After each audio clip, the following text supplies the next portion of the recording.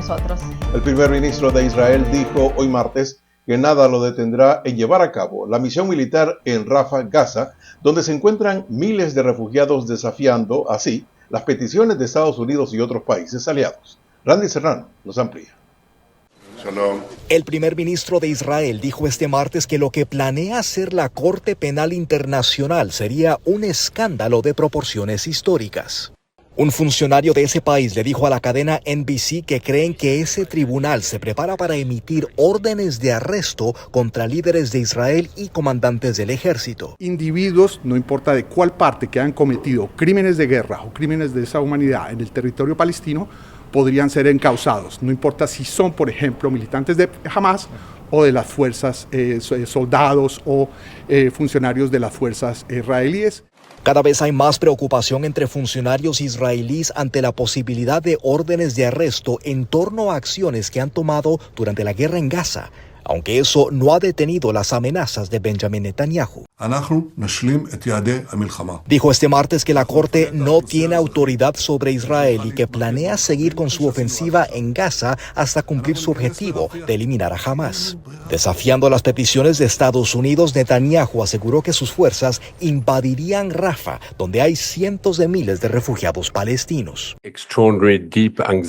La ONU dijo que había una ansiedad profunda ante la posibilidad de una ofensiva militar en Rafah y que los palestinos están bajo un constante estrés traumático ante las amenazas de Netanyahu. Mientras tanto, hay un sentido de urgencia para que se llegue a un acuerdo con Hamas que incluya la liberación de más de 30 rehenes y un cese al fuego.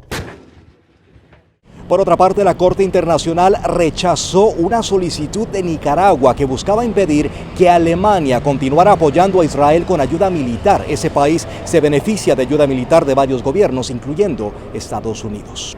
En Washington, Randy Serrano, Telemundo. Muchas gracias, Randy. Y en Honduras, más de 500,000 de jóvenes votarán por primera vez en el 2025. Estas y otras informaciones de nuestros países.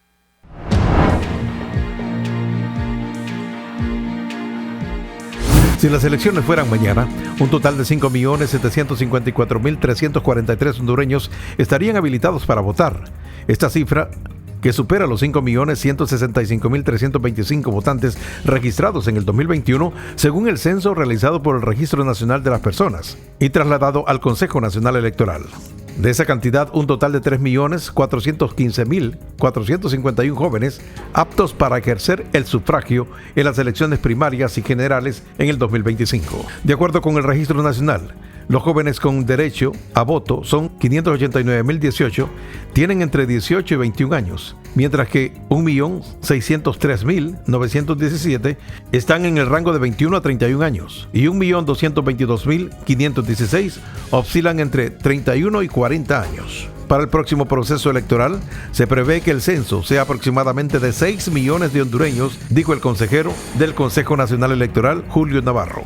En Guatemala, el presidente Bernardo Arévalo de León no descartó la realización de una consulta popular para remover la fiscal general y jefa del Ministerio Público, Consuelo Porras, quien intentó evitar su investidura durante el 2023 y enero pasado. Sobre la consulta popular, es una opción que estamos considerando en el marco de las distintas acciones legales que hemos dicho para lograr liberar al Ministerio Público de la red político-económica y legal. En este momento lo tienen controlado, expuso el presidente en una conferencia de prensa ante la consulta de los medios locales. Sin embargo, advirtió que no es una decisión tomada y que por el momento todas las opciones están sobre la mesa para su análisis. En México, el gobierno acusó a Ecuador ante la Corte Internacional de Justicia de cruzar líneas que no se deben cruzar en el derecho internacional por el asalto a la embajada mexicana en Quito para arrestar al ex vicepresidente Jorge Glass, al que México había concedido el asilo. Hay líneas en derecho internacional que no se deben cruzar. Lamentablemente, la República de Ecuador las ha cruzado. Las acciones de Ecuador no solo infringen los límites establecidos del derecho internacional,